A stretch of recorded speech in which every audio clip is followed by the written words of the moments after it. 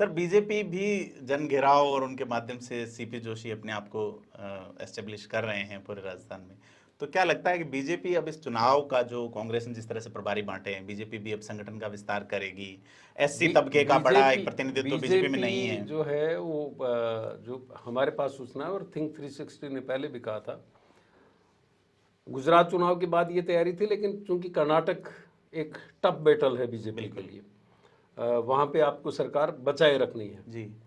लेकिन कर्नाटक के चुनाव के बाद में आप देखेंगे 10 मई के बाद में नतीजे आने के साथ ही पूरी की पूरी फोर्स उन चुनावी राज्यों में चली जाएगी जहाँ पर अब चुनाव होने हैं, और उनमें से एक राजस्थान भी है। बिल्कुल है। तो बीजेपी का मैकेनिज्म अलग तरीके से है। बीजेपी ने पन्ना प्रमुखों के नीचे भी 10-10 लोगों की एक टीम बना दी है। हालांकि आप पहली बार देखेंगे, अगर आप इंटेलिजेंस में अगर आपके कोई सोर्सेज हैं, तो आप देखेंगे कि कांग्रेस भी पहली बार इस तरह की स्टडी करवा रही है, इस तरह के इनपुट्स ले रही है कि कहाँ पे कितने वोटर जाति के आधार पे किस किस तरह के हैं, उन जातियों में गोत्र किसके हैं, किस गोत्र के ब्राह्मण हैं, या किस गोत्र के राजपूत हैं, किस गोत्र के जाट उस कॉन्स्टिट्यूएंसी में है।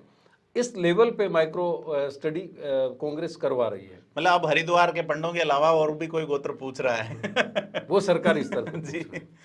तो इस लेवल पे वो अपना काम कर रही है, और बीजेपी तो एक्टिवेट है ही।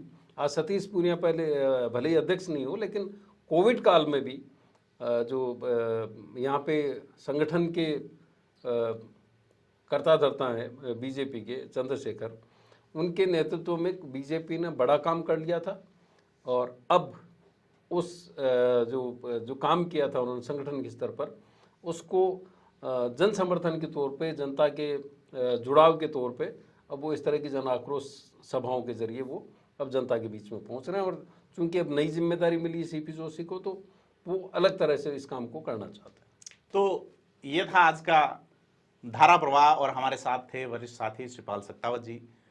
राजस्थान के राजनीति से जुड़े खास मुद्दों से रूबरू होने के लिए सब्सक्राइब करें थिंक 360 को। ओसवाल फूल झाड़ू, शादी और ये दोनों ही लंबे चलेंगे। ओसवाल फूल झाड़ू, ओसवाल हर रिश्ते का रखे ख्याल।